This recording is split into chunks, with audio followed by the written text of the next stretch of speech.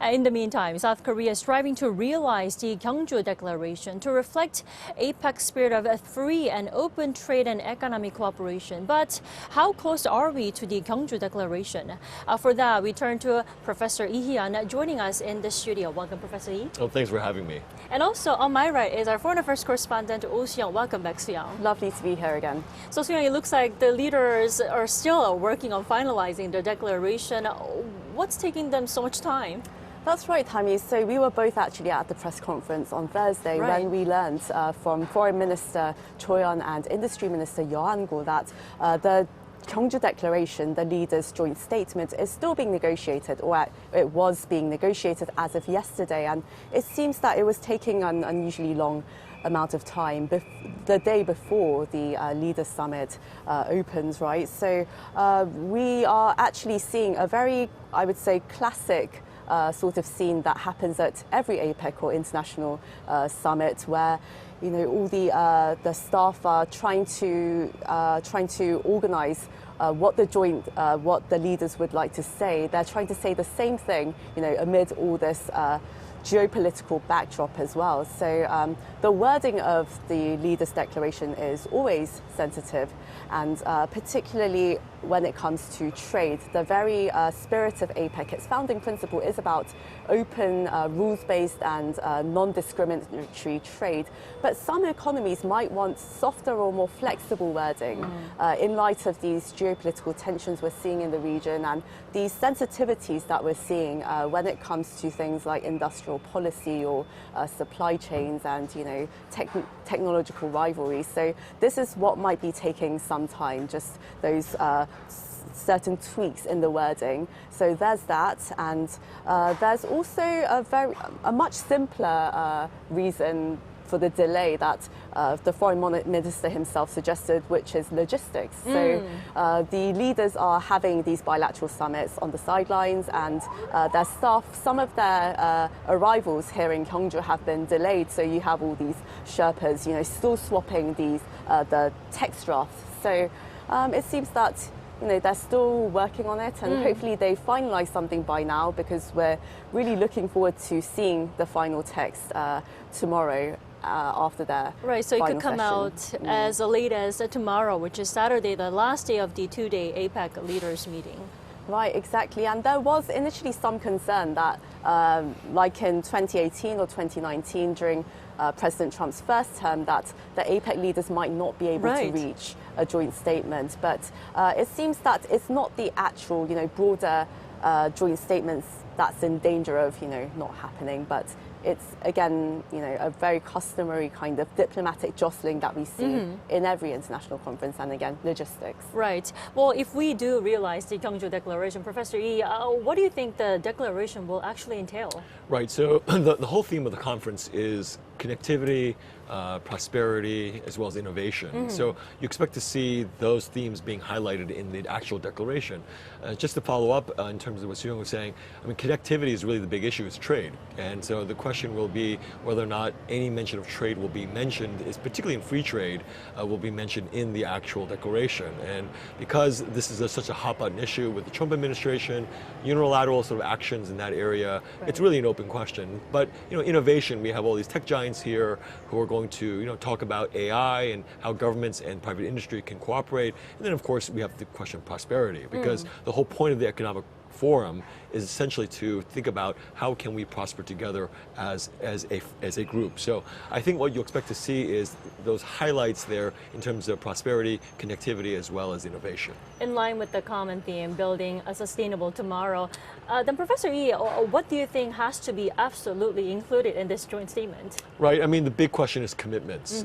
So whether or not there's actually some commitments being made, and also benchmarks in terms of actually going forward with the whole meeting itself. So again, whether or not the mention of free trade will be there, which is, I think, on the American delegation, will be something which we'll have to watch very carefully.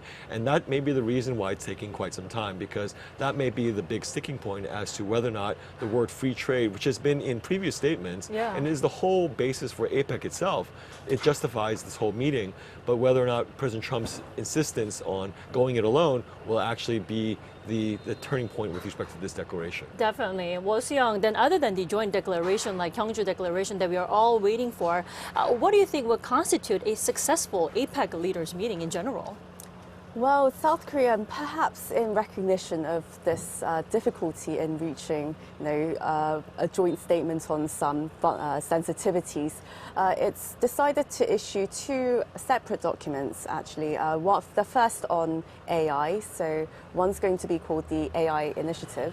And that's going to hopefully try and build some kind of standards on artificial intelligence and how to use it so that all sectors of society and various economies, regardless of size, can prosper.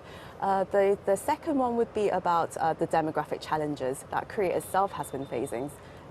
So some kind of framework related to demographic challenges. But beyond that, I would say some notable markers of success might be Korea's push for this AI project for supply chains. Mm-hmm. So what Korea has done is suggest that countries across the region adopt an AI-based system to be able to narrow the digital divide and be able to use it to perhaps predict and monitor, sudden disruptions to supply chains. And that's what South Korea has already been doing. And with its suggestion, from next year, the South Korean government and the APEC Secretariat, they're going to jointly fund this project so that the regional economies can benefit from this as well. So that's one contribution. And another significant one came from the press conference that Industry Minister Yoango gave yesterday.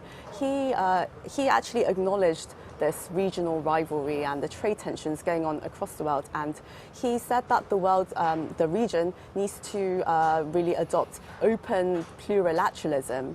And of course, this needs to uphold the current WTO order as well. Right. And what's significant about this, I would say, is that we've heard quite a lot about minilateralism in recent years. And this is, of course, informal gatherings of maybe 2 or 3 countries working together mostly on economic security. But plurilateralism, it seems like a similar concept, but this would perhaps by definition ideally be more broader than, it would include a lot more countries and hopefully be based on the universal kind of commitment to the multilateral order. So what Yoango is suggesting is not undermining multilateralism, but he's suggesting a way that really supports multilateralism by going through this sort of mini restructuring. So South Korea here is showing leadership on how to break through this crisis in multilateralism, because for a long time we've been talking about how dysfunctional the UN and the WTO are, but we still want to uphold a rules-based international order. So we're trying to work with what we have basically, and whether South Korea can continue to promote this kind of initiative and show regional leadership in really, pivoting towards a new kind of global trade paradigm, we'll have to wait and see. And I think if Korea manages to do that and see continuity in what it pushes for, then we can see that as an ongoing and lasting success to this Gyeongju summit. Definitely. Well, this APEC 2025 Korea is one of many APECs that we will have in the near future. Professor Lee, how do you expect the role of APEC to change in the future or in the near future?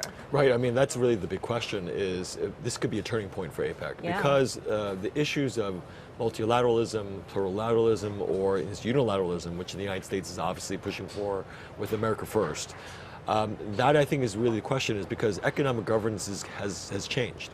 And from the rules-based international order after World War II, because the United States has really pushed for this America First policy and using not multilateral channels but bilateral channels to be able to do trade deals like he just did with Korea, with Japan, and now with China, that is the big question. So if APEC is not able to sort of promote the underlying values of free trade, then it has to sort of shift to maybe thinking about economic governance, thinking of other ways to sort of encourage sort of prosperity, but maybe within a particularly different model, because the United States is such a big player in this. And so Korea, I think, can play certainly a role to act as a bridge, to maybe bridge between the United States and other economies so that it can adjust this APEC framework, so that it can adjust to the future, so that this multilateral order may prosper, especially for Korea's interests. Well, shifting gears, Professor Lee, the APEC Day 1 is still not over. The leaders will put their heads together again for the, MAGA dinner that is being hosted by President Lee Jae-myung. Now, what does this banquet really involve other than good food? Right. So, I mean, at an event like this, you're going to have all the leaders there together, their staff, as well as the tech giants here, the CEOs, and it's really a networking opportunity, essentially, right? Because they have opportunities to see each other at different events, but certainly an event where everyone's gathered here together, you can accomplish so much by interfacing with all of these leaders, all of these business leaders together, so that if there are any issues that they have to deal with, they can deal with it on an informal level and then follow up later. But also, for Korea too, it's a demonstration of soft power. I think this is an opportunity to showcase, where Korea has been and where Korea is going. Obviously, Korea today is just in the middle of everything in terms of culturally, economically, and now even politically. So I think this is a wonderful opportunity for Korea to showcase all the things that's good about it right now. And I think this can propel Korea into the next several years. Right. Well, Soo-young, then what's your take on the dinner gala that we are waiting for? What does it signify? And tell us more about the menu. I'm talking about the alcohol that they've chosen. Right. I'm very happy to talk about that. And it's going to be a very premium, multi-course menu, of course, for the leaders. And every dish is going to be layered with meaning. So we're going to see a fusion of Korean and international cuisine, of course, and that obviously signifies, the unity and harmony that we would like to see from the leaders. Also, when it comes to innovation, I believe there are going to be some modern culinary twists to some traditional dishes and ingredients. And of course, the ingredients would give a nod to Gyeongju, the host city of APEC. And Gyeongju is situated in the Gyeongsangbuk-do province, right. And that's known for its lush greenery and all this fresh produce. So that's going to be in the herbs, and there's going to be the Korean Hanu beef. So the local sourcing of these ingredients, that would signify, of course, their sustainability. And I have to add here that I'm glad they didn't add the AI elements, because I'm not sure how semiconductors would taste. But yes, so we have a lot of meaning layered in every dish, and the chef Edward Lee, I would say he's the perfect person to be delivering this kind of banquet. Given his multicultural background, he's a Korean American, and his time in the US, that's produced this amazing fusion of southern US cuisine with infusing his Korean heritage as well. So he's going to be bringing that out. And I was interested to see that he's going to introduce his very famous sauce pieces. I would say I'm not culinary, I'm not very well versed in the world of cuisine, but that's known as samjang or jang in Korean, right? And that's actually a UNESCO registered World Heritage. It is. So he's going to be introducing that, and he has this fascination with pine nuts. So I believe that will emerge in one of the sources. That's going to be an interesting combination. Yes, it's going to be very interesting and delightful to look at and delicious, right? So I'm looking forward to that, seeing some footage of that. And of course, the wine and, perhaps the liquor, that always gains attention along with the leader's toast, but we haven't really heard details about that. Well, I have to turn to Professor Lee for that. What's a gala dinner without a toast, right? President Lee Jae-myung will give a banquet speech. What do you think he'll highlight there? I think he will obviously talk about the themes of the conference, but I think maybe sort of indicating his vision for APEC, and also I think a vision for his foreign policy. I think this is a prime opportunity for him to, on the world stage at this sort of event, to basically express what does he want to accomplish in his presidency, especially when it comes to maybe China, Japan, the United States.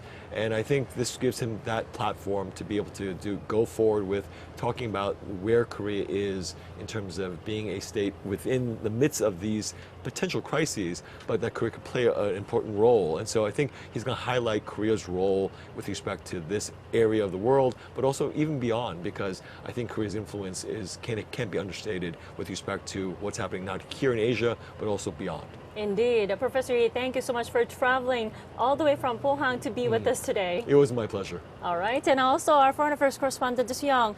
It's always a pleasure to have you with us. I'm always happy to be with you, Tammy.